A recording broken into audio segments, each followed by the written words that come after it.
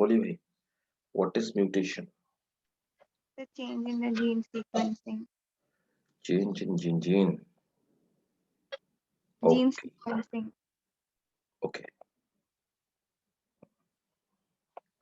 देखो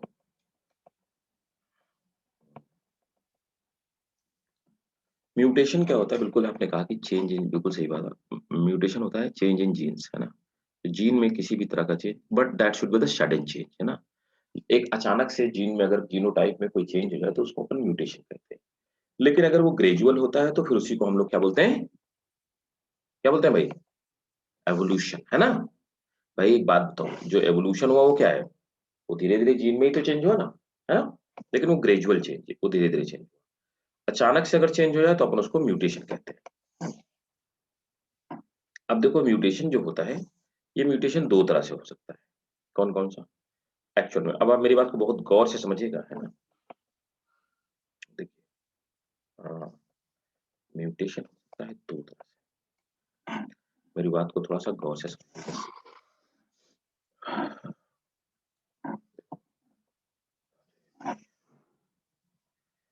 देखिए, म्यूटेशन होता है, बहुत ध्यान से समझिए। म्यूटेशन को हम ऐसा मानते हैं कि म्यूटेशन दो तरह से हो सकता है। एक मिनट को जरा, मेरा राइटिंग पैड थोड़ा सा बड़ा है, फिर से एक बार रिसीव करो। Give me just.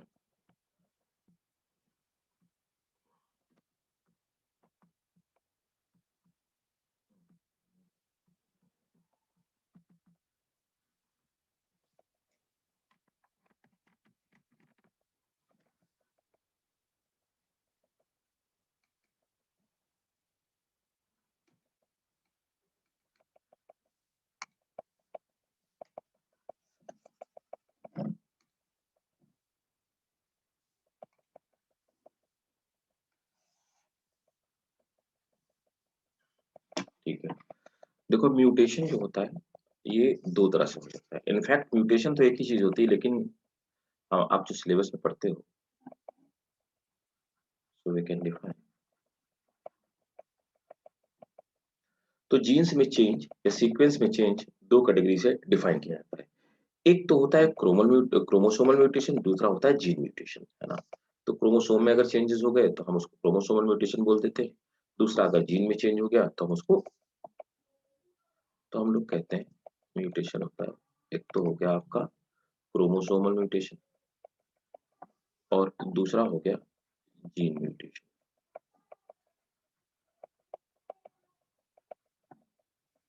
Gene mutation and this is chromosomal mutation. अब देखो क्रोमोसोमल म्यूटेशन को एक्चुअली हम म्यूटेशन नहीं कहते। अभी जैसे आपने आशा ने बताया कि the change in the gene sequence is called mutation. तो भाई क्रोमोसोम में अगर किसी तरह का चेंज हुआ, that is not change in jeans.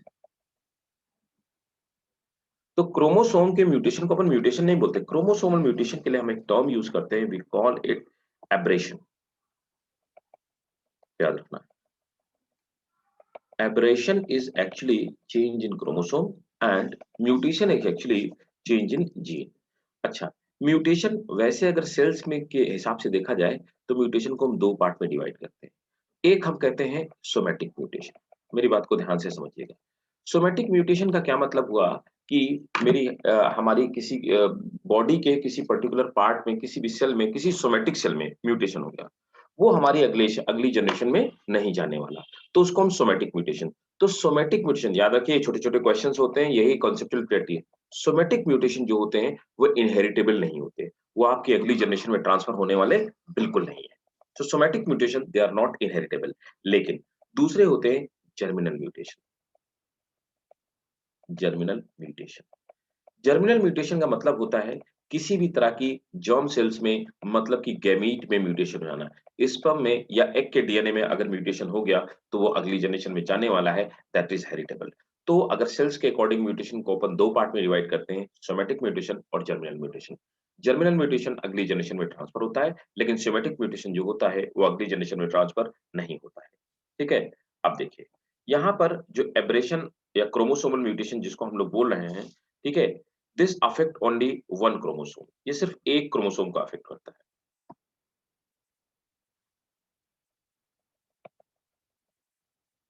This affect only one chromosome, ठीक है।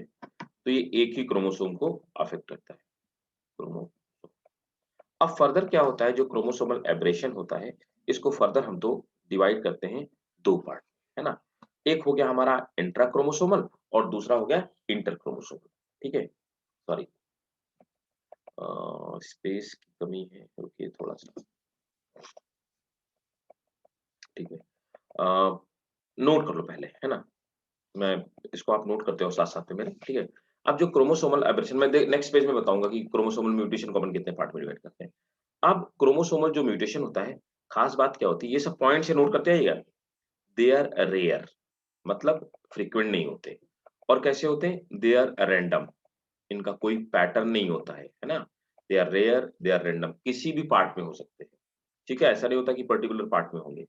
दे आर डिसकंटिन्यूअस, मतलब कि ये बहुत लंबे समय तक, मतलब ये एवोल्यूशन कॉज नहीं करेंगे। दे आर डिसकंटिन्यूअस, है ना। बट इनहेरिटेबल, है ना। लेकिन क्या है, इनहेरिटेबल है। अगली जनरेशन में तो जाएंगे, किसी एक बंदे के अंदर अगर क्रोमोसोमल एब्रेशन हुआ तो अगली जनरेशन में जा सकते हैं। लेकिन ये डिसकंटिन्यूअस है, 2-3 जनरेशन के बाद जाकर के ये खत्म हो जाएंगे। ऐसा नहीं है, इसका मतलब है कि ये क्रोमोसोमल जो एब्रेशन होते हैं, ये एवोल्यूशन कॉज नहीं करेंगे। क्यों? क्योंकि आगे डिसअपीयर हो जाएंगे। अगर ये कंटिन्यूअस होते तो ये एब्रेशन कॉज करते, ठीक है। दे आर ऑब्जर्व्ड, और इनकी खास बात क्या है, they are observed by microscope during meiosis. तो मियोसिस में जब सेल्स क्रोमोसोम अलग हो रहे होते हैं, तो हम क्रोमोसोम को माइक्रोस्कोप में देख करके बता सकते हैं कि क्रोमोसोमल एब्रेशन है या क्रोमोसोमल एब्रेशन नहीं है। जीन म्यूटेशन आप किसी भी माइक्रोस्कोप से देख करके नहीं बता सकते हो। So that is the difference between the gene mutation that is and this chromosomal aberration. Clear? जहां पे नहीं समझ में आया मुझसे बताते जाना, ठीक है। अब देखो, क्रोमोसोमल एब्रेशन को फर्दर हम दो पार्ट में डिवाइड करते हैं, देख लेते हैं। तो मैं नेक्स्ट पेज में लेता हूं।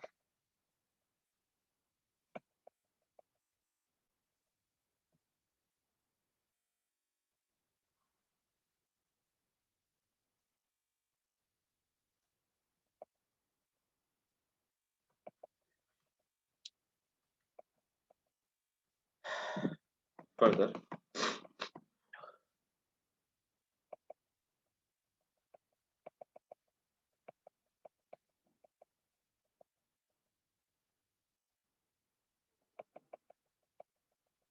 क्रोमोसोमल एब्रेशन को अपन दो पार्ट में डिवाइड कर देते हैं।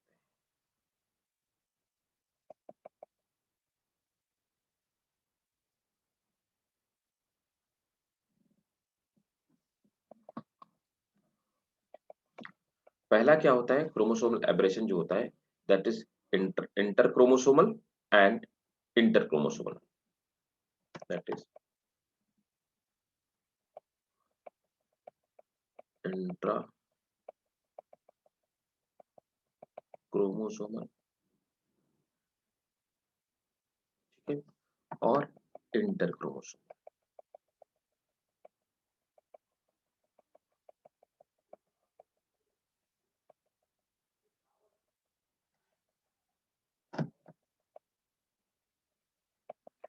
Inter chromosome, intra chromosomal and inter chromosomal, ठीक है। This affect only one chromosome, ठीक है।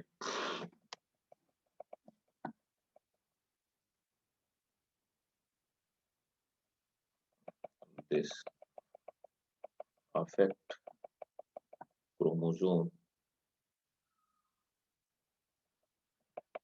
many chromosome simultaneously। ये एक साथ कई सारे क्रोमोसोम को अफेक्ट करता है, इसमें सिर्फ एक ही क्रोमोसोम में होता है ना, तो एक ही क्रोमोसोम को अफेक्ट करता है। अब देखो ये क्या हो सकता है, ये दो तरह से हो सकता है, बहुत ध्यान से समझते आना, जहां नहीं समझ में आया मैं बार बार कह रहा हूं, मुझे बताते आना, ठीक है। ये फर्दर फिर से 2। तो इंट्रा मतलब क्या हो गया? एक ही क्रोमोसोम के अंदर कोई भी किसी तरह का एब्रेशन हो रहा है, एक ही क्रोमोसोम के अंदर चेंज हो रहा है। अब देखो ये क्या हो सकता है? डिलीशन हो सकता है या इन्वर्जन हो सकता है। ये फर्दर हम इसको 2 टाइप में डिवाइड करते हैं। इट में बी डिलीशन और इट में बी इन्वर्जन। अब इसका क्या मतलब हुआ? डिलीशन या इन्वर्जन का मतलब क्या हुआ? अब देखो, डिलीशन या इन्वर्जन का ये मतलब हुआ कि सपोज दैट ये क्रोमोसोम था, ये क्रोमोसोम था और इस क्रोमोसोम में कुछ जीन मौजूद थे। एग्जाम्पल के तौर पे ए, बी, सी या डी, इस तरह से 4 जीन मौजूद थे। डिलीशन में क्या हुआ? इसका ऊपर या नीचे में कहीं से भी टर्मिनल पार्ट का इसका एक हिस्सा उड़ गया, है ना? तो क्या हुआ? ये ए वाला जो जीन था जब ये डिवाइड हो रहा था तो काइज़मेटा फॉर्मेशन हुआ और टूट करके जो ए वाला हिस्सा था किसी और के साथ में चला गया। तो इसमें बी बचा, सी बचा, डी बचा। ये खतरनाक होता है, नुकसानदायक होता है, क्योंकि यहाँ पर इस हिस्से में जो जीन फंक्शन कर रहे थे, वो जीन गायब हो चुके हैं। मतलब कि वो जीन जिस कैरेक्टरिस्टिक को रिप्रेजेंट कर रहे थे, उस कैरेक्टरिस्टिक में या तो डेफिशिएंसी आएगी या वो कैरेक्टरिस्टिक नहीं पाया जाएगा। इसलिए ये हार्मफुल होते हैं किसी भी ऑर्गेनिज्म के लिए। इसको हम लोग डिलीशन कहते हैं। लेकिन आप देखिए यहाँ पर डिलीशन कैसे हुआ? इसके टर्मिनल पार्ट में हुआ। तो हम इसको क्या कहेंगे? हम इसे कहेंगे टर्मिनल डिलीशन। तो ये क्या है? Terminal deletion. क्यों? क्योंकि इसको ये टर्मिनल पार्ट में हुआ। दूसरा देखिए, दूसरे में क्या हुआ? एक और तरह से यहाँ पे डिलीशन हो सकता है। कैसे? देखिए एक और क्रोमोसोम था, समझते हैं बात को। ये और क्रोमोसोम था। तो ये क्रोमोसोम था ए, बी, है ना? सी, डी। यहाँ पर क्या हुआ कि ये जो बीच वाला ये वाला जीन था, सी वाला जीन, ये सी वाला जीन उड़ गया, गायब हो गया, है ना? जब सी वाला जीन उड़ गया, तो यहाँ पर सिर्फ डी बचा और यहाँ पर ए और बी बचा। देखो डिलीशन ऊपर भी हुआ, डिलीशन नीचे हुआ, लेकिन यहाँ डिलीशन बीच में हुआ, ऊपर वाले में जो डिलीशन हुआ वो टर्मिनल पार्ट में हुआ।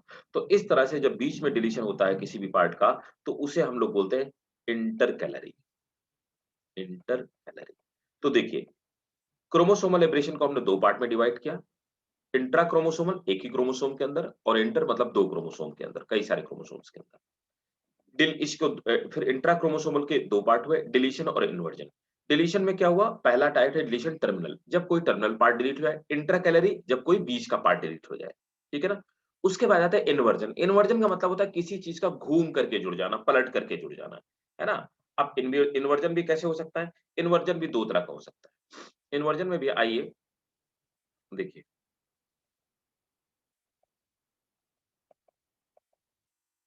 तो इन्वर्जन भी कैसे हो सकता है? इन्वर्जन भी हो सकता है टर्मिनल। क्या मतलब हुआ भाई? टर्मिनल इन्वर्जन का ये मतलब हुआ कि सपोज दैट ये एक हमारा जीन्स था, है ना? इस जीन में ए, बी, सी और डी, ये 4 पार्ट मौजूद थे, है ना? 4 जीन मौजूद थे इस क्रोमोसोम में। अब इस क्रोमोसोम में क्या हुआ कि ये वाला पार्ट टूटा और टूट करके ये पलट गया, इसको हम इन्वर्जन कहेंगे। तो यहाँ पर क्या होगा? ऐसे। तो यहाँ पे सीक्वेंस चेंज हो जाएगा, मतलब यहाँ एनिमल को नुकसान नहीं होगा ज़्यादा, ठीक है? यहाँ पर क्या होगा? अब बी ऊपर चला जाएगा और ए नीचे आ जाएगा। इस पार्ट को हम इन्वर्जन कहते हैं। इन्वर्जन में क्या होता है कि क्रोमोसोम जो आपका होता है, ये टूटता है, 180 डिग्री में घूम जाता है और फिर से आकर के दोबारा से जुड़ जाता है। लेकिन इसमें किसी भी तरह का जीन का लॉस नहीं होता है, इसलिए ये ऑर्गेनिज्म के लिए फैटल नहीं है, नुकसानदायक नहीं है, ज़्यादा हार्मफुल नहीं है। अब बात करते हैं दूसरे वाले पार्ट की। ये भी दूसरी तरह का हो सकता है, इसे हम बोलते हैं इंटरकैलरी, है ना? सेम इंटरकैलरी में भी क्या होगा? इंटरकैलरी में अब देखिए ऐसे सपोज दैट एग्जांपल के तौर पे ये हमारा जीन था, एक क्रोमोसोम था। इस क्रोमोसोम में 4 जीन मौजूद हैं।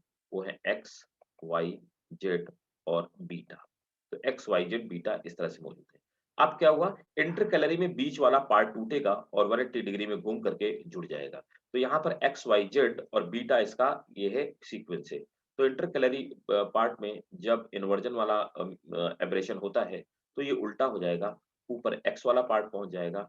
अब यहाँ पर जेड वाला पार्ट यहाँ पहुँच जाएगा और वाई वाला पार्ट यहाँ पे आ जाएगा और बीटा नीचे रह जाएगा। इस तरह से 180 डिग्री में पूरी तरह से जीन घूम गए। यहाँ पर भी क्या? इंटरकैलरी मतलब बीच क्रोमोसोम के किसी बीच वाले पार्ट में म्यूटेशन हुआ, लेकिन यहाँ पे भी किसी तरह का जेनेटिकल लॉस नहीं होता है, जीन्स लॉस नहीं होते हैं, इसलिए यहाँ पर ऑर्गेनिज्म को बहुत ज़्यादा नुकसान नहीं होने वाला है। ठीक है? अब देखिए, यहाँ तक बताओ क्लियर है सबको? Ayesha, Yes, sir. ठीक है, मेघना, मदीहा, मेघना क्लियर? Yes sir.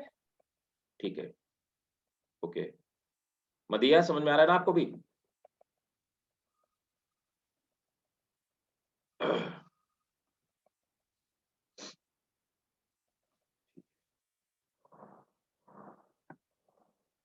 चलो बढ़िया है, गुड।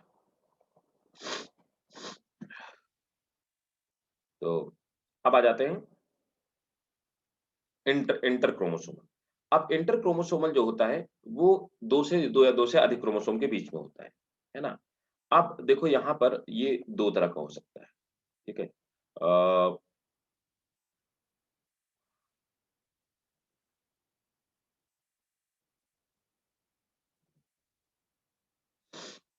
एक तो क्या होता है, ये नॉन होमोलॉगस क्रोमोसोम के बीच में, नॉन होमोलॉगस क्रोमोसोम के बीच में। नॉन होमोलॉगस के क्रोमोसोम के बीच में ये एक म्यूटेशन होता है, इसको हम लोग बोलते हैं ट्रांसलोकेशन।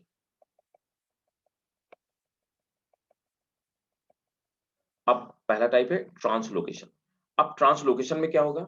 देखिए, ट्रांसलोकेशन में आपको भी पता है कि एक जगह से जीन दूसरी जगह ट्रांसलोकेट हो जाने वाले हैं। तो यहाँ पर सपोज दैट एक क्रोमोसोम था, ये दोनों आपस में सिस्टर क्रोमेटिड नहीं है, तो आपस में भाई-भाई नहीं है, तो होमोलॉगस क्रोमोसोम नहीं है, तो ये क्या है? ए, बी, सी और डी। मान लेते हैं फर्स्ट नंबर का क्रोमोसोम था और हमारा 22nd क्रोमोसोम जो है, उसमें जीन का सीक्वेंस ऐसा है, ठीक है?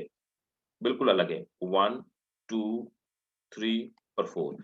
ट्रांसलोकेशन में ये ए वाला जीन टूटा और जा करके यहाँ पे अटैच हो गया। तो बॉडी के बाहर तो नहीं गया क्रोमोसोम, तो इस वाले में तो जब ट्रांसलोकेशन होगा तो एक में डिलीशन हो जाएगा, है ना? तो देखिए यहाँ पर ए जीन जुड़ गया, तो यहाँ पे बी बचा, सी बचा और डी बचा। दूसरे वाले में क्या हो जाएगा? एडिशन हो जाएगा। तो दूसरा वाला जो था, इस वाले में एक ये जीन जुड़ गया ए, 1, 2, 3 और 4। तो यहाँ पर क्या हुआ? डिलीशन हुआ और यहाँ पर क्या हुआ? एडिशन हो गया, ठीक है? एडिशन और डिलीशन, है ना? तो आप देखो यहाँ पे क्या होता है, एक डिजीज़ होती है, उसको हम लोग बोलते हैं सीएमएल डिजीज़। नोट कीजिए, CML disease. CML disease it stands for chronic myeloid leukaemia. Chronic cancer हो गया मतलब ल्यूकेमिया, मैलिग्नॉइड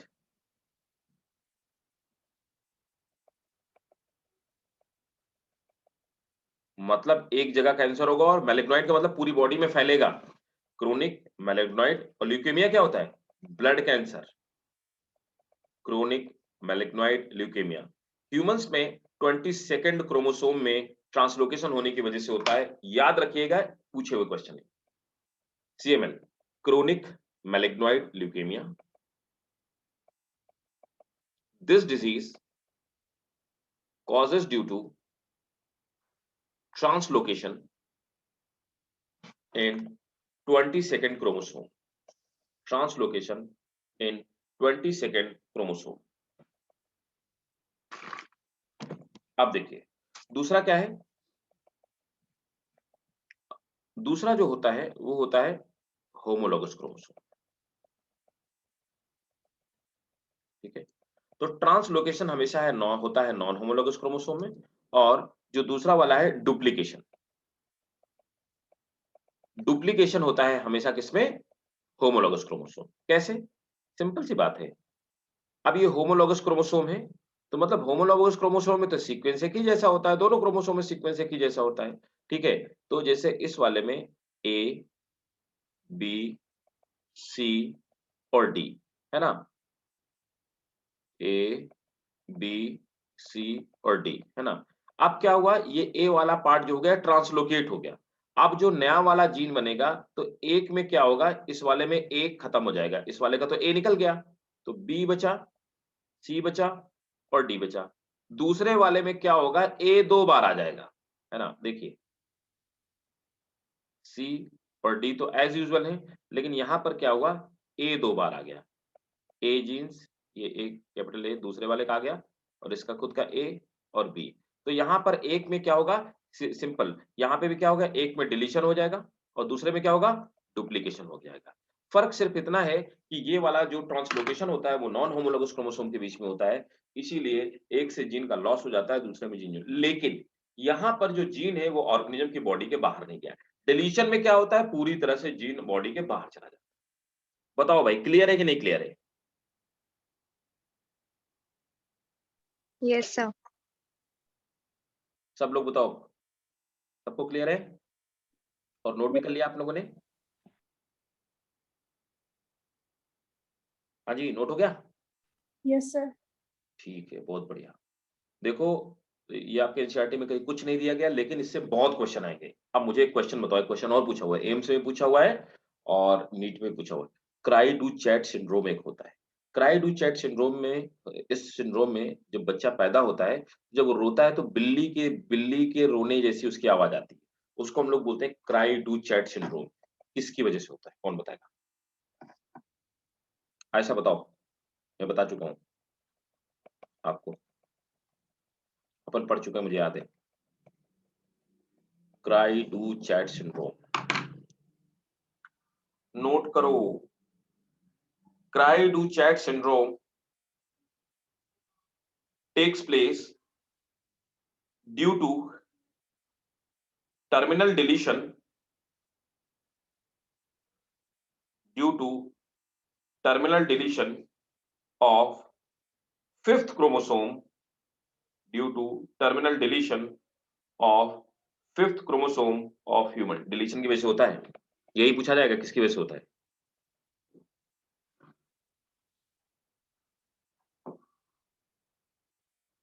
ठीक है, ओके। और याद रखना ये जो इंटर क्रोमोसोमल होगा ना, है ना, इंटर क्रोमोसोमल वाले में, इसमें एक में डिलीशन होगा, दूसरे में एडिशन, ये जरूर होगा। ठीक भाई, एनी डाउट? नहीं, ठीक। अब देखो, नेक्स्ट आ जाते हैं जीन म्यूटेशन।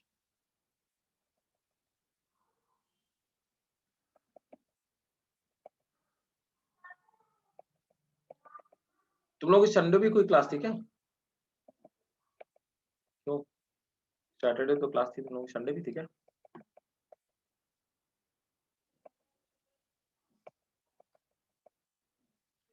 संडे भाई तुम लोगों को क्लास लेना चाहिए था। अब देखो जीन म्यूटेशन क्या होता है।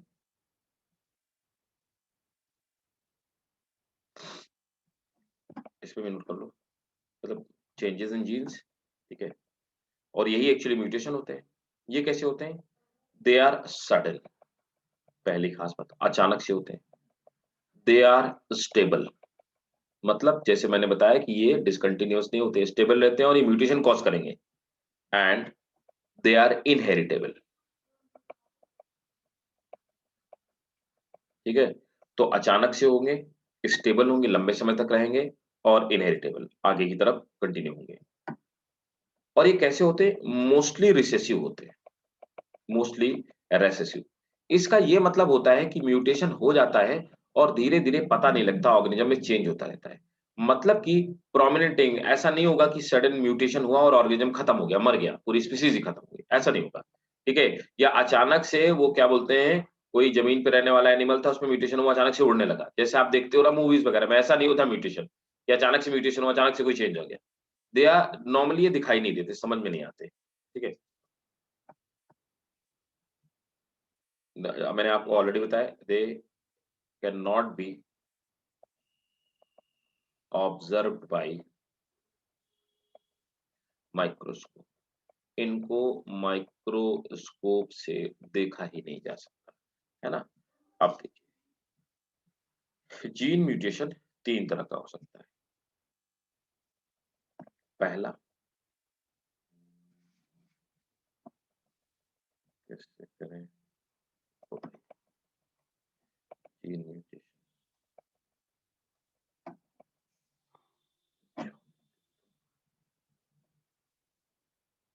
Gene mutation it can be of three type. पहला सब्स्टिट्यूशन, दूसरा जो आपने पढ़ा डिलीशन, और तीसरा इंसर्शन।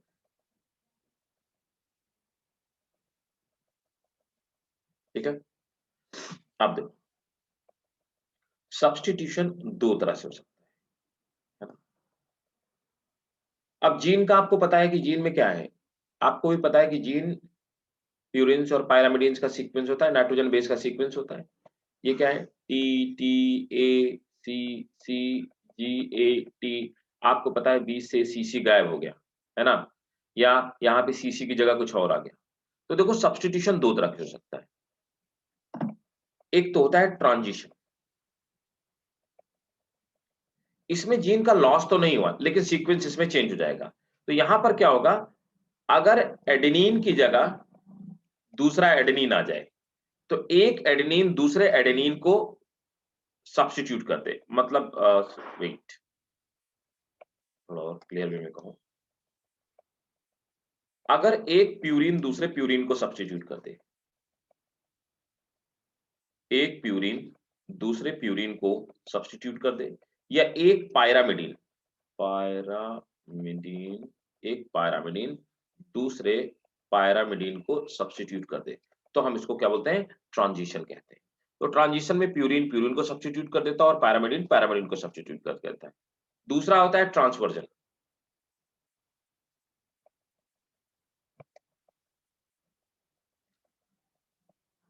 तो यहां पर ये होगा तो जैसे सीसी चला गया, तो सीसी जाने के बाद सीसी जाने के बाद क्या होगा, यहाँ पर दूसरा आ जाएगा, राइट। तो सीसी की जगह ए आ जाएगा, है ना, ऐसा हो गया।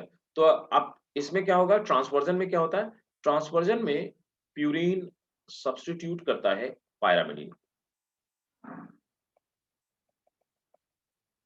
ठीक है, और पायरामिडिन सब्स्टिट्यूट करता है प्यूरिन को। तो यहाँ पर प्यूरिन की जगह पायरामिडिन आ जाता है और पायरामिडिन की जगह प्यूरिन आ जाता है। क्लियर है, तो इसको हम लोग क्या बोलते हैं, ट्रांसफर। क्लियर, समझ आया कि नहीं आया, पहले ये बताओ। Yes, sir. ठीक है, समझ आ रहा है ना मेघना? Yes, sir. ठीक है, जहां नहीं समझ में आया जिसको, तो आप लोग बोल देना, ठीक है। अगर कहीं पे भी कोई बेसिक डाउट भी हो तो भी पूछ लेना। अब देखो डिलीशन में क्या हो जाएगा, नाइट्रोजन बेस लॉस्ट हो जाएंगे, है ना, नाइट्रोजन बेस लॉस्ट हो जाएंगे। क्या मतलब हुआ इसका, इसका ये मतलब हुआ कि जैसे मैंने आपको अभी बताया कि ये ऊपर से एक सीक्वेंस था, एक जीन का सीक्वेंस था, यहाँ पे A T C G T A ए, यहाँ पर क्या हुआ, ये दो जीन यहाँ पे लॉस्ट हो गए। तो जब जीन लॉस्ट हो जाएंगे तो इसके आगे वाले जो खिसक के ऊपर चले जाएंगे, तो पूरा का पूरा जीन का फ्रेम जो होगा वो चेंज हो जाएगा। इसीलिए ये म्यूटेशन फ्रेम शिफ्ट म्यूटेशन होगा, समझे। तो मतलब क्या हुआ, एक 100 जीन के सीक्वेंस का, है ना, 100 जीन के सीक्वेंस का एक जीन था लंबा सा। अभी क्या हुआ, 20 से 21 और 22 वाला जीन डिलीट हो गया। तो 22 और 21 22 वाला जीन जैसे डिलीट हो गया, तो जैसे वो वहां से हटेगा तो बाकी के शिफ्ट हो जाएंगे उसकी तरफ। जब शिफ्ट हो जाएंगे तो पूरा का पूरा फ्रेम चेंज हो जाएगा। इसीलिए डिलीशन को और इंसर्शन को अपन फ्रेम शिफ्ट म्यूटेशन कहते हैं। पूरा का पूरा फ्रेम शिफ्ट हो जाएगा, है ना। अब इंसर्शन क्या होगा, इंसर्शन में क्या होता है, नाइट्रोजन बेस इंसर्ट किए जाते हैं, नाइट्रोजन बेस इंसर्टेड। तो यहाँ पर जिस तरह से डिलीशन हुआ, अब मान लीजिए यहाँ पर कोई नया नाइट्रोजन बेस आ गया, यहाँ पर टी और टी दो टी यहाँ पे एंटर कर गए, तो अब क्या होगा, जब एंटर करेंगे तो ये क्या करेंगे, आगे की तरफ शिफ्ट कर देंगे बाकी के जितने सारे जीन्स होंगे, है ना। तो यहाँ पर भी क्या होगा, पूरा का पूरा फ्रेम शिफ्ट हो जाएगा। इसीलिए याद रखना, डिलीशन और जो इंसर्शन जीन होते हैं, इंसर्शन जो होता है that is frame shift mutation, इसको हम लोग बोलते हैं। पूछा वो क्वेश्चन है, फ्रेम शिफ्ट म्यूटेशन। बताओ पहले आया समझ में कि नहीं आया, किसी को कहीं पे डाउट पूछिए, एकदम फ्रैंकली पूछिए, नहीं समझ में आएगा मैं समझाऊंगा, लेकिन म्यूटेशन से क्वेश्चन आता है इसलिए मैं आपको एलैबोरेटली बता रहा हूँ।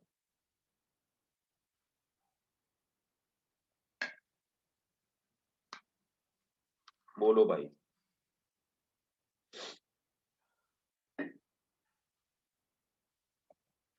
क्लियर? Yes, sir. ठीक है।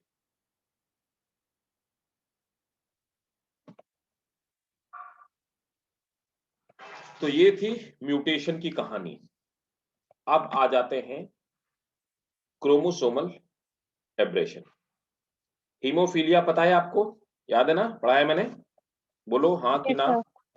ठीक है। हीमोफीलिया कैसे कैसे वो होता है ये भी मैंने आपको बता दिया। कलर ब्लाइंडनेस मैंने आपको बता दिया ना, कलर ब्लाइंडनेस दोनों का एक ही सेम पैटर्न है, बोलते हैं ना।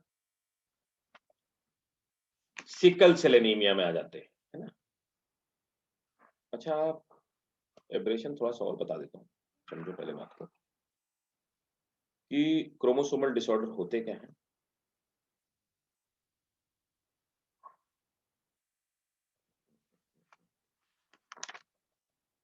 चलो,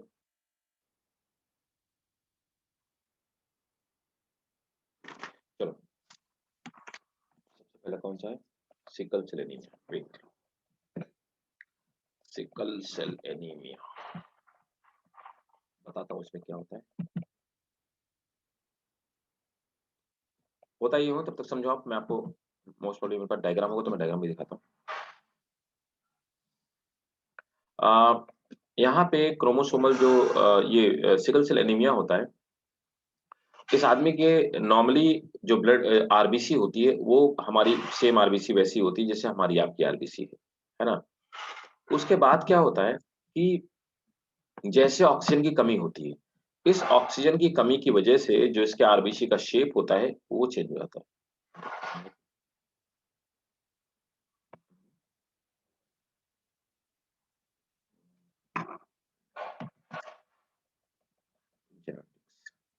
और शिकल शेप का हो जाता है।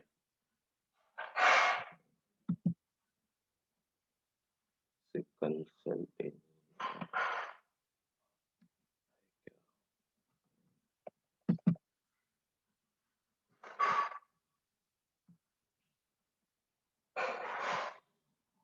देखो ये जेनेटिक म्यूटेशन है। देखो यहाँ पर क्या होता है सिकल सेल एनीमिया में कि नॉर्मली किसी भी बंदे का, हमारा आपका जो आरबीसी का शेप होता है वो आरबीसी का शेप ऐसे ही होता है, नॉर्मल डिस्क शेप होता है और बाइकॉनकेव होता है ना। तो this is normal RBC and it is disc shape और दिस इज बाइकॉनकेव, बाइकॉनकेव होता है। अब डीएनए में सीक्वेंस होता है CAG, है ना, CAG, ठीक है। और ये क्या करता है, CAG जो होता है ये एक जीन का सीक्वेंस है ना, एक लंबा सा जीन का सीक्वेंस है जिसमें एक जीन का कोडॉन है CAG। और इसको इसके जो दूसरी तरफ कोडॉन है वो क्या है, CTC हो जाएगा, है ना। और ये किसको कोड करता है, ये एक नॉर्मल प्रोटीन को कोड करता है जिसका नाम है क्या, ग्लूटीन, है ना, glutamine, sorry. Normal amino acid को कोड करता है जिसको हम ग्लूटामाइन कहते हैं। अब देखो मेरी बात को समझो, ग्लूटामाइन कहाँ पे पाया जाता है, ये प्रोटीन किस प्रोटीन की बात की जा रही है, एक्चुअली ये ग्लोबिन प्रोटीन की बात की जा रही है। तो यहाँ पे आरबीसी के अंदर, आरबीसी दो के अंदर हीमोग्लोबिन है। हीमोग्लोबिन दो चीज से मिलकर बना हुआ है, एक तो मिलकर के बना हुआ है किससे, एक तो मिलकर बना हुआ है हीम ग्रुप से, दूसरा ग्लोबिन प्रोटीन से मिलकर बना है। तो ये globin protein beta globin protein है। तो बीटा ग्लोबिन जो प्रोटीन होती है उसमें एक चैन होती है, बीटा ग्लोबिन चैन होती है जो कि बनी होती है, जिसके बीच में पाया जाता है का क्या, ग्लूटामिन। अब क्या होता है जब म्यूटेशन हो जाता है तो यहाँ पर अब आप देखेंगे, यहाँ पे GAG की जगह GTG आ जाता है, तो ए की जगह टी आ गया, है ना, ए की जगह टी आ गया। तो मतलब प्यूरिन की जगह पायरामिडीन आ गया। तो यहाँ पर एक ऐसा होगा, कौन सा म्यूटेशन है बताओ जल्दी, जल्दी बोलो। अभी तो बताया, The ट्रांसवर्जन नहीं transition. होगा, और क्या, ट्रांसवर्जन होगा, है ना। ट्रांसवर्जन हुआ तो यहाँ पर यूरिन पायरामिडिन से सब्स्टिट्यूट हो गया, तो ट्रांसवर्जन हुआ। और किस टाइप का है, सब्स्टिट्यूशन है। So this is substitution gene mutation और ये ट्रांसवर्जन है। बस आपको इतनी कोरिलेशन चाहिए, ये कहीं लिखा नहीं मिलेगा, आपको समझना पड़ेगा, ठीक है। अब देखो, अब क्या होगा, इसका जीन का सीक्वेंस चेंज हो गया। अब ग्लूटामिन की जगह ये क्या करेगा, वैलिन को कोड करने लगेगा, जिससे कि सीक्वेंस जो होगा वो चेंज हो जाएगा। अब क्या होगा, नॉर्मली आप इस आदमी को पहचान नहीं सकते हो, ठीक है। तो नॉर्मल कंडीशन में इस आदमी में कोई दिक्कत नहीं होगी, हमारे और इसके ब्लड में कोई दिक्कत नहीं होगी। लेकिन अगर ये आदमी और हम, जिस आदमी को सिकल सेल एनीमिया है, और हम लोग दोनों लोग एक साथ जाएं, कहीं लेह लद्दाख चले जाएं, या फिर क्या नाम है, मनाली के ऊपर जो है रोहतांग पास, रोहतांग पास अगर हम लोग दोनों एक साथ चले जाएं, वहां ऑक्सीजन की कमी है, जैसे ही ये वहां पे पहुंचेगा, ये चक्कर खा के आदमी गिर जाएगा और ये मर भी सकता है। रीजन क्या होगा, ऑक्सीजन की कमी में, in the deficiency of oxygen, the shape of cell start changing, और ये इस तरह से क्रिसेंट शेप या सिकल शेप हो जाता है, जिसकी वजह से इनकी ऑक्सीजन कैरिंग कैपेसिटी चेंज हो जाती है और ऑक्सीजन की कमी से आदमी मर सकता है। समझ आया? This is sickle cell anaemia. इसमें आरबीसी का शेप सिकल शेप हो जाता है। क्लियर? हाँ जी, Yes, sir. ठीक है, तो नोट कर लो। In deficiency of oxygen,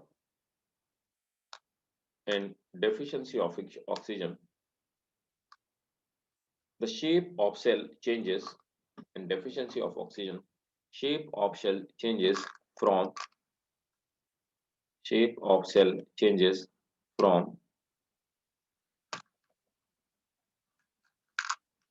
disc shape to crescent shape. Disc shape to crescent shape. Disc shape to crescent shape.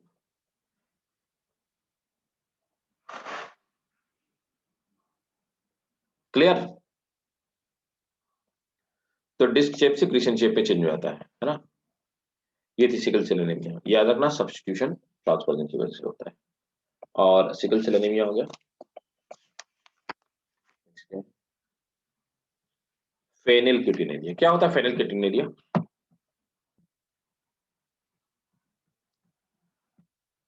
Tyrosine इकट्ठा होने लगता है फेनिलकेटोनुरिया में, बताता हूँ। पीकेयू बोलते हैं जिस इसको, देखता हूँ होगा तो ये भी दिखाता हूँ। फेनिलकेटोनुरिया,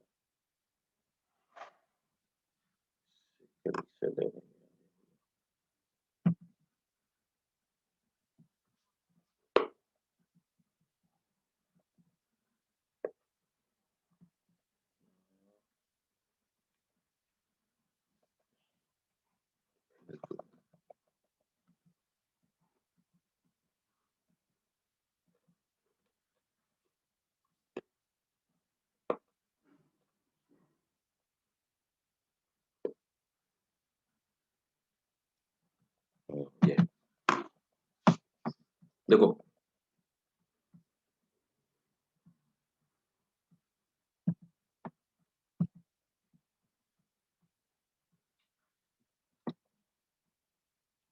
हमारी बॉडी में एक एंजाइम पाया जाता है, उसको हम लोग बोलते हैं phenylalanine hydroxylase. Phenylalanine hydroxylase जो होता है, ये एंजाइम क्या करता है, फेनिल एनालिन को टायरोसिन में कन्वर्ट करता है।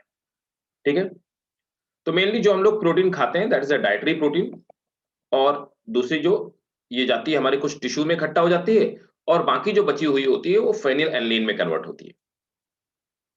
फेनिल एनालिन जो होता है ना, तो फेनिल एनालिन पाइरुवेट एक एंजाइम पाया जाता है, फेनिल एनालिन, है ना।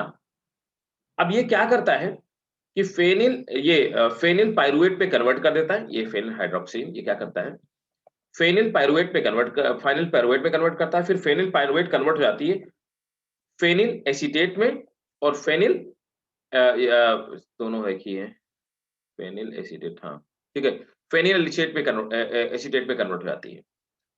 अभी क्या होता है कि इन जनरल, देखो मेरी बात को बहुत ध्यान से समझना, इन जनरल हमारी बॉडी में जो फेनिल एनालिन होता है वो टायरोसिन में कन्वर्ट होता रहता है, नॉर्मल रिएक्शन है।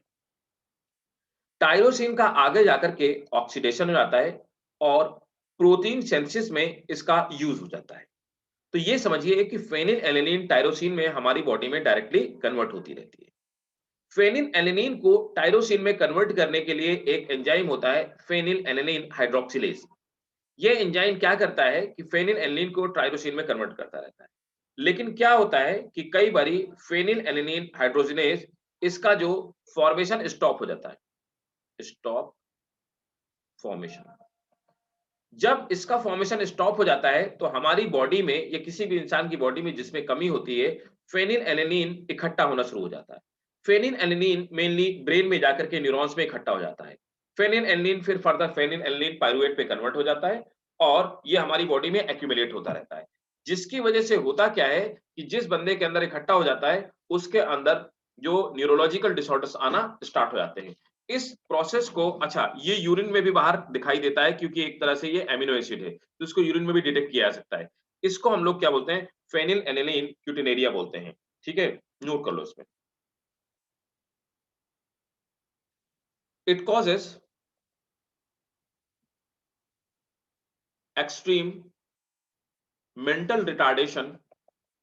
It causes extreme mental retardation in children.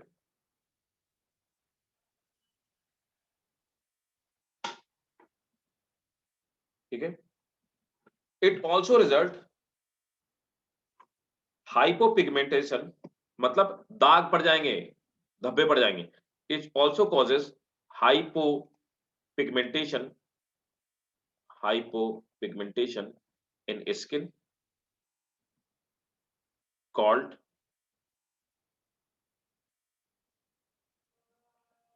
eczema, called eczema। Skin में हल्के कलर के धब्बे पड़ जाएंगे। होता क्यों है? It is caused due to lack of enzyme. It is caused due to lack of enzyme phenylalanine hydroxylase, comma, it is not produced in body as the gene which control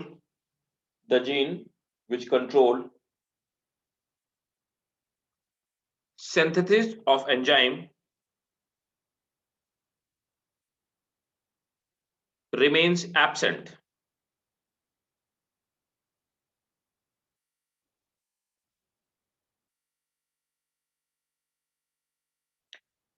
Full stop. It causes many neurological disorders. तो मेरा आपसे question ये है कि किस type का mutation है? बोलो भाई, किस टाइप का म्यूटेशन है?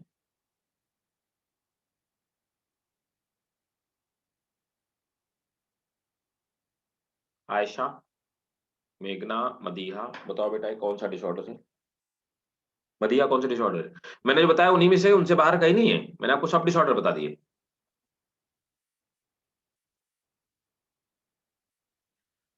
हाइड्रोक्सी फेनिलएनिलीन को एक जीन कोड कर रहा था और जीन गायब हो गया। Sir deletion. ऑब्वियसली डिलीशन ही है यार, और क्या है? जीन कहां से गायब हो जाएगा? डिलीशन ही तो होगा। तो that is deletion, deletion of genes, not chromosome, deletion of gene, है ना? ठीक है, फेनिलएनिलीन हो गया। डाउन सिंड्रोम, देखो समझ आ गया ना सबको? कोई डाउट तो नहीं? No sir. ठीक, अब देखिए नेक्स्ट है डाउन सिंड्रोम। चलो मैं डाउन सिंड्रोम में दिखाता हूँ। डाउन सिंड्रोम,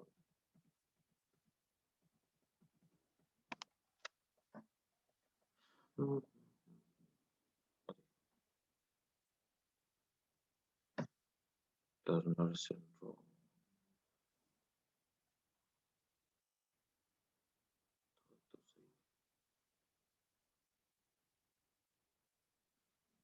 हाँ डाउन सिंड्रोम। देखो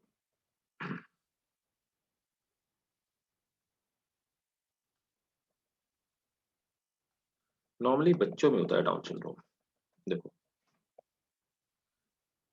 तो पहली बात समझिए कि व्हाट इज डाउन सिंड्रोम। बता सकता कोई डाउन सिंड्रोम क्या है? बताओ भाई।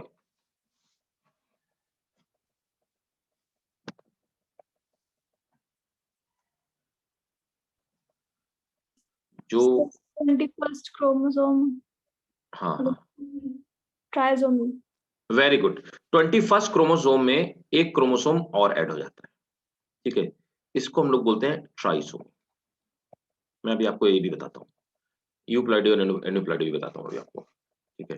देखो ट्राइसोमी, यहाँ पर क्या ट्राइसोमी, क्योंकि कितने पेयर तो हमारे क्रोमोसोम में 2 पेयर होते हैं, यहाँ पर 21st वाली पोजीशन में तो 2 पेयर होते हैं। कितने पेयर? 23 के पेयर होते हैं, सॉरी 2 यूनिट होती हैं, तो 23 के पेयर होते हैं। तो जो 21st वाला पेयर है, तो इस पेयर में एक क्रोमोसोम और जुड़ गया, इसको हम लोग बोलेंगे ट्राइसोमी। तो 21st क्रोमोसोम में ट्राइसोमी हो जाएगी। अब इसमें होता क्या है, ये देखो, इस बच्चे में small nose, mouth and ears, इसके कान छोटे-छोटे होंगे, नाक छोटी होगी, आईज छोटी होगी, ठीक है। स्लाइटली बेंट फिफ्थ फिंगर, ये जो 5वीं इसकी फिंगर होगी थोड़ी-सी मुड़ी हुई होगी, ठीक है।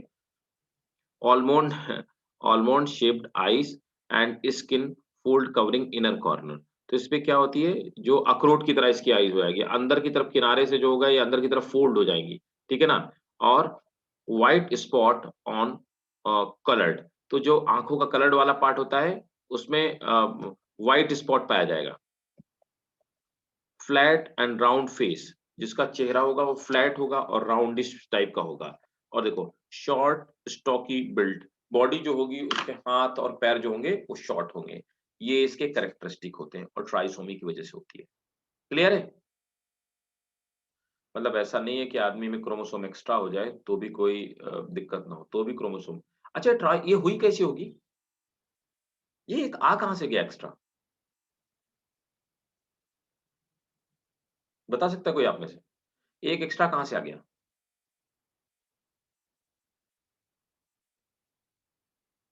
समझो यार। 23 के 2 सेट थे। जब एग या ओवा बन रहा होगा तो मियोसिस हुई होगी। तो 23 का सेट इधर और 23 का सेट इधर अलग हो रहा होगा, है ना? तो जब अलग हो रहा होगा तो उसमें क्या हुआ होगा, जो 21st वाला क्रोमोसोम होगा, ये जब क्रोमोसोम खींच करके अपोजिट एंड पे जाने लगते हैं मियोसिस में, है ना? तो अपोजिट पोल में जब जा रहे होंगे, स्पिंडल फाइबर खींच रहे होंगे, तो 21st वाला क्रोमोसोम दूसरे पोल पे मूव ही नहीं किया। तो 21st वाला क्रोमोसोम एक के साथ चिपका रह गया। तो इसका क्या मतलब हुआ? इसमें 2 गैमीट बने होंगे। एक गैमीट में ट्राइसोमी हुई होगी, दूसरे वाले में क्रोमोसोम गायब हो गया, क्या होगा? नलीसोमी हो गई होगी। दूसरा वाला जो गैमीट होगा वो डिफेक्टेड गैमीट है, वो फर्टाइल भी है। मेरी मेरी बात आप समझ आए पाई कि नहीं पाई? Yes, sir. एक में ट्राइसोमी, दूसरे में क्या हो गया? नलीसोमी। क्यों? वहां पे, यहाँ पे क्या हुआ? यहाँ पे तो भाई चलो ठीक है, एक क्रोमोसोम जुड़ गया। वहां पे एक क्रोमोसोम था गैमीट 21st वाला जो क्रोमोसोम था, और वो भी दूसरे वाले गैमीट पे चला गया है। तो मतलब वो जगह खाली है। इसका मतलब कि वो जो स्पर्म या एग बना होगा उसमें सिर्फ 22 क्रोमोसोम होंगे, एक ऑटोसोम पूरा गायब होगा।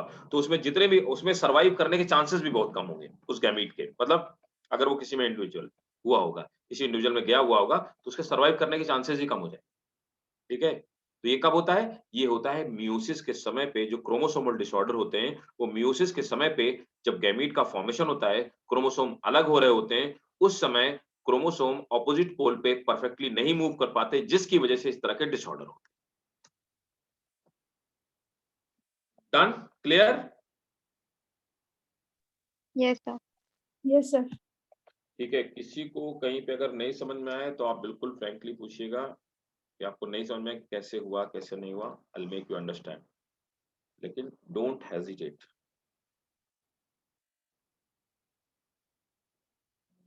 डाउन सिंड्रोम हो गया और क्या?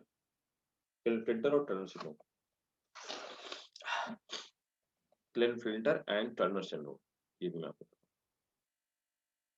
दोनों एक साथ दिखा। टर्नर और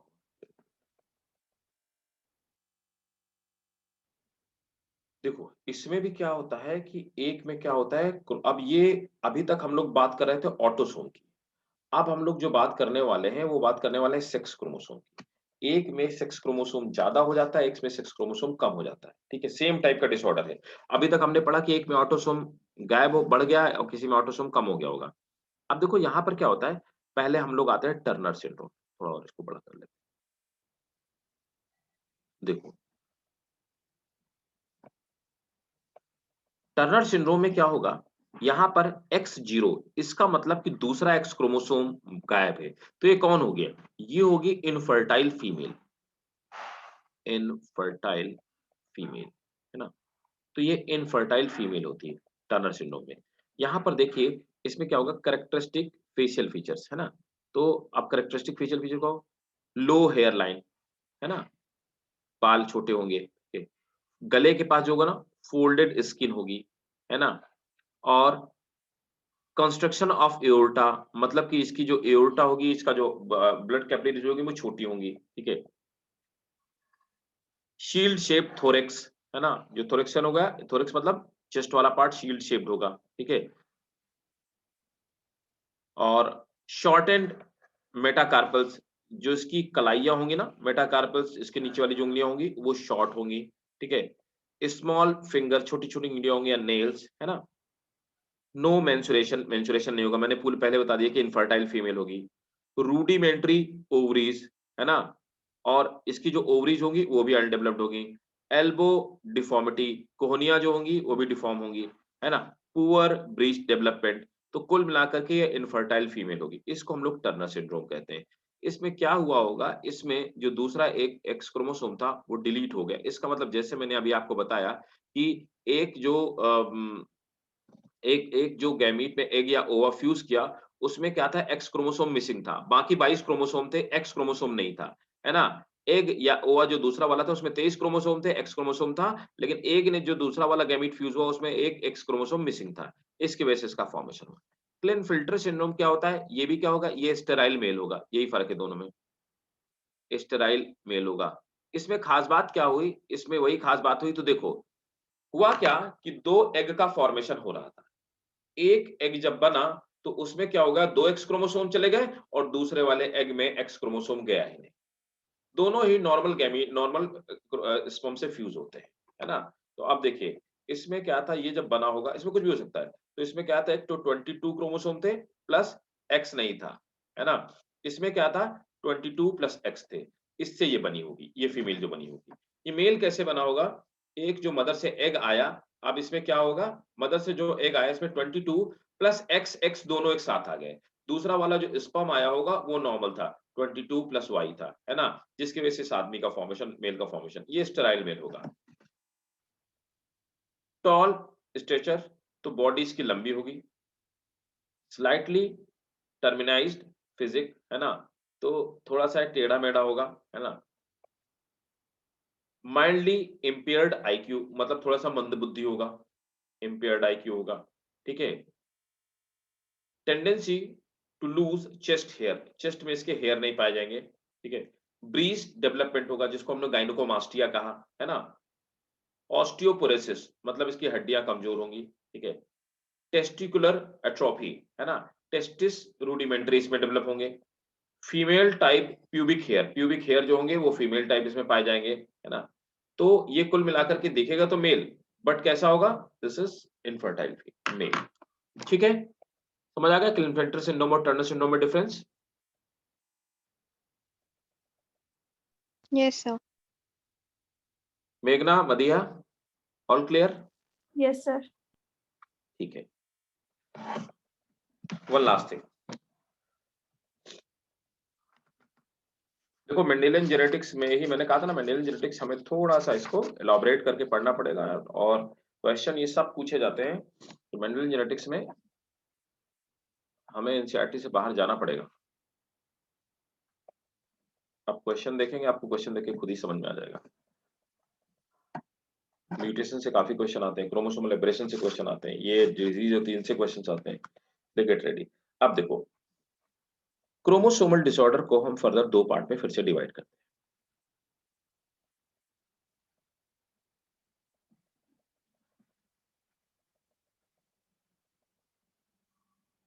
एक ये भी क्लासिफिकेशन है क्रोमोसोमल डिसऑर्डर।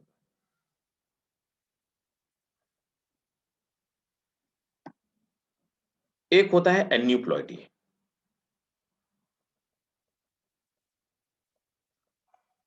और दूसरा होता है पॉलीप्लॉइडी।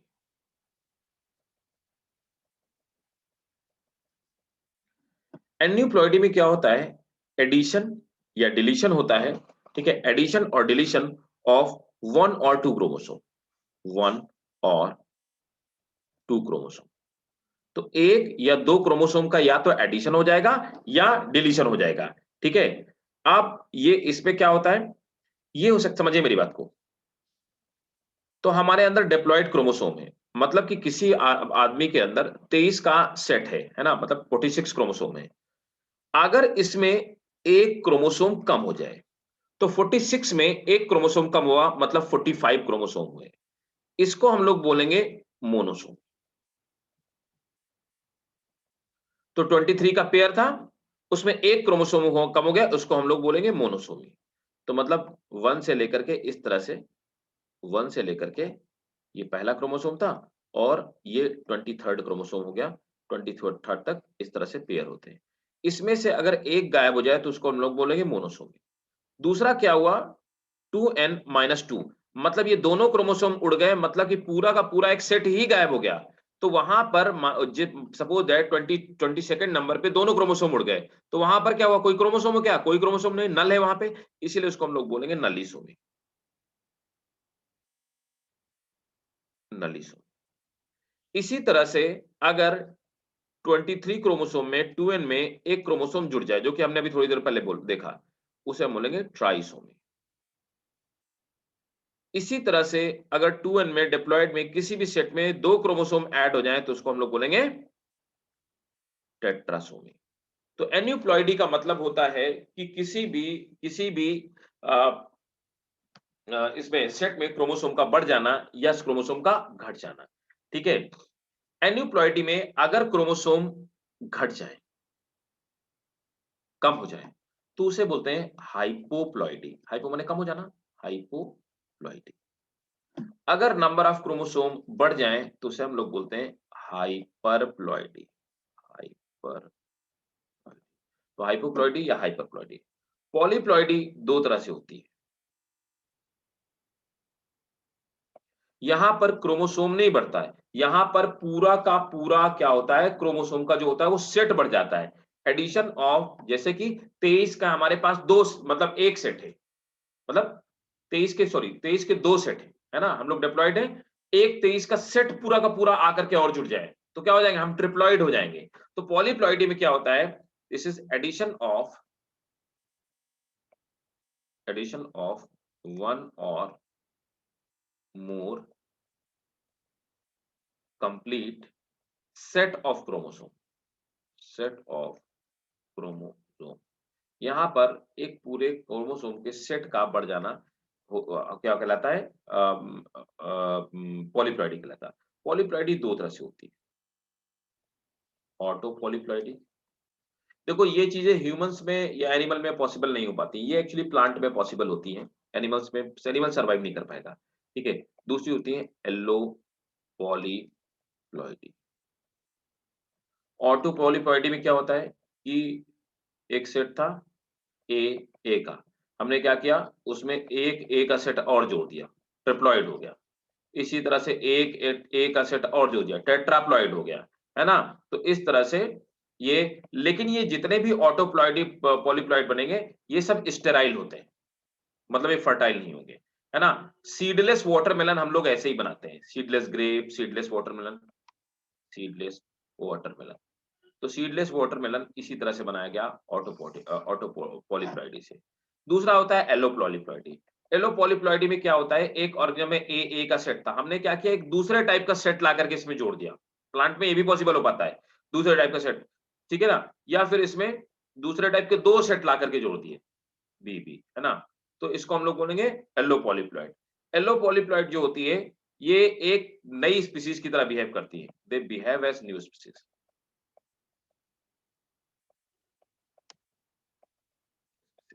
एग्जाम्पल के तौर पर एक हमने क्या किया, रेफनस सटाइवा, है ना, ये थी मूली, और ब्रासिका कंप्रेस्टिस, ब्रेसिका कॉम्प्रेस्टिस, ये थी हमारी क्या, ये सरसों। तो हमने क्या किया, मस्टर्ड को और रेडिश को दोनों को मिला करके बनाया रैफेनो ब्रेसिका।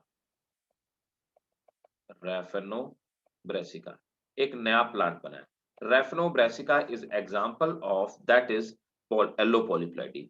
एक मतलब आधे जीन यहाँ पे हमने जो मिला दिए, आधे जो क्रोमोसोम थे किसके, रेफरेंस के, और आधे क्रोमोसोम ब्रेसिका के हैं। तो Raphanobrassica is example of allopolyploid. मतलब कि एक ऐसा प्लांट होगा जिसमें नीचे की तरफ रेडिश होगी और ऊपर की तरफ उसमें क्या लगेगी, ऊपर की तरफ उसमें ये लगेगी सरसों लगेगी। ठीक है, तो that is example of allopolyploid. Clear है? Yes, sir. नोट कर लो इसको।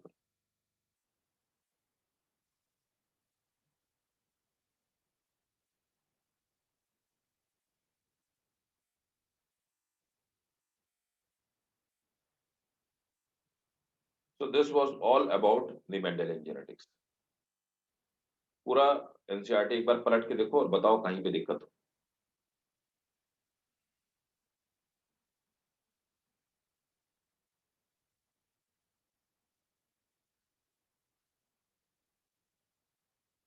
गोली भाई, एनसीईआरटी होगी ना आप लोगों के पास? Yes, sir. ठीक है, तो अब आप क्या करोगे, अब हम लोग कल स्टार्ट करेंगे मॉलिक्यूलर जेनेटिक्स। आज आप घर जाके क्या करोगे, पूरा का पूरा जितना मेंडेलियन जेनेटिक्स एक बार फिर से पढ़ोगे। मैं बता रहा हूं आपको, आपको बिल्कुल रिवीजन करना चाहिए। जेनेटिक्स से 18 से 20 क्वेश्चन आएंगे, मतलब 80 नंबर होता है 20 क्वेश्चन का, मतलब बहुत बड़ा पार्ट है। तो इसलिए जाकर के जेनेटिक्स से क्वेश्चन करेंगे, आप जेनेटिक्स रिवाइज करेंगे। आपको कहीं पे कोई डाउट हो आप बिल्कुल एकदम बिंदास होकर के पूछिए, आई विल टेल यू। और कोई अगर हेडिंग, सब हेडिंग या कोई भी पॉइंट हो तो बताइए, पूछिए। मदिहा, मेघना, आयशा, तीनों लोग आप, कहीं पे भी कोई दिक्कत हो, किसी पॉइंट में कोई कंफ्यूजन हो, बताओ।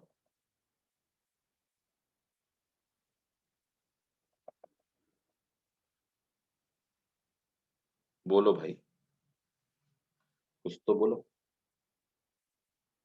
कोई पॉइंट रह तो नहीं रहा जो आपको कहीं पे कंफ्यूजन हो, किसी No, पॉइंट पे आपको दिक्कत हो?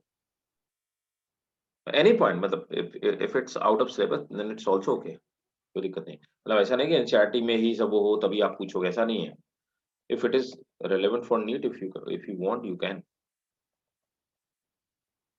मदीहा और मेघना बताओ। No doubt, sir. अच्छा मदीहा, बोलो भाई। तो पढ़ाई कर रहे हो कि नहीं कर रहे हो तुम लोग?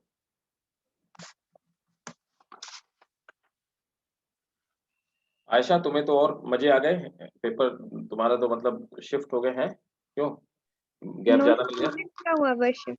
हाँ, बस फिजिक्स का शिफ्ट हुआ। बढ़िया है। तो फिजिक्स में तो दिक्कत होती है। हाँ, 14 दिन मिल गए। हाँ, ज्यादा दिन मिल गए, नंबर अच्छे आ जाएंगे, है कि नहीं? जी सर। पेपर इजी बनेगा इस बार, बायोलॉजी में 100 आउट ऑफ 100 तुम्हारे आने चाहिए। तो ठीक है, प्रैक्टिकल में तो मतलब एक्सटर्नल्स काट लेते हैं नंबर। काट लेते हैं क्या? इस बार तो इंटरनल होना चाहिए मेरे हिसाब से, बाहर से आ रहे हैं क्या? नहीं सर, एक्सटर्नल्स आ रहे हैं। तुम्हारे यहाँ जामिया है क्या, जामिया है ना तुम्हारा? नहीं नहीं sir, new green field Saket. अरे यार, तो तुम्हें मिल जाएंगे नंबर, टेंशन नहीं लो, वो लोग ठीक लोग होते अच्छा, वो कह हैं। रहे थे कि बहुत बुरे क्वेश्चंस पूछते हैं एक्सटर्नल्स। हाँ नहीं, ऐसा नहीं है, इस बार देखना लीनियंट होगा, और हो सकता है इंटरनल भी हो जाए। मैं बता रहा हूँ, मेरी एमएटी में मेरी डायरेक्टर से बात होती है, तो वो भी बोल रही थी कि हो सकता है कि इंटरनल ही करा दें, एक्सटर्नल सिर्फ मतलब नाम भर का बैठा रहेगा। ठीक है, तो मार्क्स लीनियंट मिलेंगे, 100 आउट ऑफ 100 आ सकते हैं, है ना? तो ये जामिया वाले तो बदमाश ही, ये तो काट लेते हैं, खैर इसमें तो कोई शक नहीं, ये मुझे पता है। बहुत अच्छे अच्छे बच्चों के भी नंबर काट लिए थे लास्ट ईयर भी, ऐसे ही हुआ था। तो बढ़िया से करो, 100 आउट ऑफ 100 तुम्हारे आने चाहिए, ठीक है ना?